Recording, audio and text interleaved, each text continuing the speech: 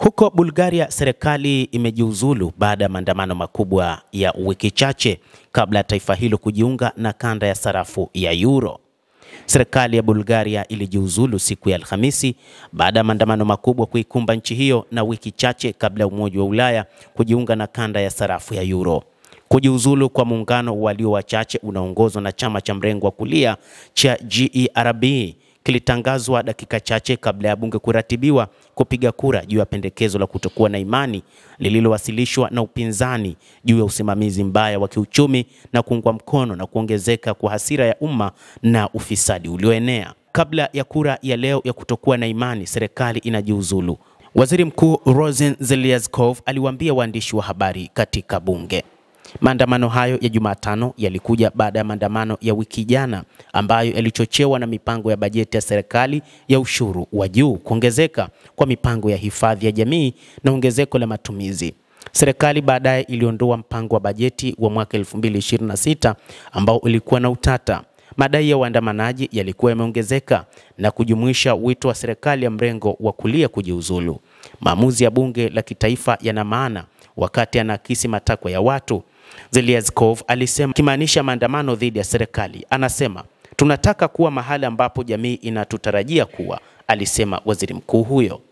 Wanafunzi kutoka vyuo vikuu vya Sofia walikuwa wamejiunga na maandamano hayo ambayo waandamanaji walisema idadi ya mikutano ya wiki iliyopita ilivuta zaidi ya watu 50,000. Makadirio ya vyombo vya habari kulingana na taswira ya ndege zisizokuwa na rubani yaliweka idadi ya waandamanaji kuwa zaidi ya watu 100,000. Kiini cha mfadhaiko wa waandamanaji ni jukumu la mwanasiasa wa Bulgaria Delan Pizvki ambaye ameidhinishwa na Marekani na Uingereza na ambaye chama chake cha MRF New Beginning kinaunga mkono serikali. Pizvki ameshutumiwa na upinzani kwa kusaidia kuunda sera serikali kulingana na maslahi ya oligarch. Hatuna shaka kwamba serikali itapata uungwaji mkono katika kura ijayo ya kutokuwa na imani bila kujali maamuzi ya bunge ni muhimu yanapoakisi matakwa ya wenye mamlaka, waziri mkuu alisema. Serikali ya Zelezkov ilinusurika katika kura 6 za kutokuwa na imani tangu alipoteuliwa Januari, lakini mara hii idadi kubwa ya waandamanaji mitaani ilikuwa mabadiliko makubwa.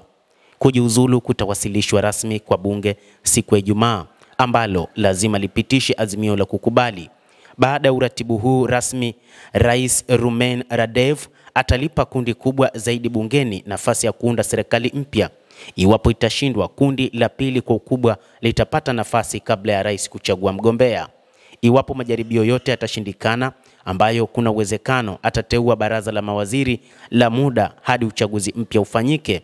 Wachambuzi wa masuala ya kisiasa wanatarajia kuwa kura nyingine ya 8 tangu mwaka 2021 itazalisha bunge kama hilo lililogawanyika sana, linalokabiliwa na kazi kubwa ya kuunda serikali thabiti. Arsen Vasilev, kiongozi wa muungano wa upinzani wa We Continue the Change Democratic Bulgaria, alitaja kujiuzulu kwa serikali hatua ya kwanza ya kuifanya Bulgaria kuwa taifa la kawaida la Ulaya. Mtazamaji, endelea kutufuatilia nasi tutaendelea kukufahamisha ni nini kinajiri ulimwenguni kupitia hapa The World News. Mimi ni Adam Hussein. Endelea kuwa nasi wakati wote, endelea kutufuatilia uweze kufahamu mengi yanayojiri ulimwenguni.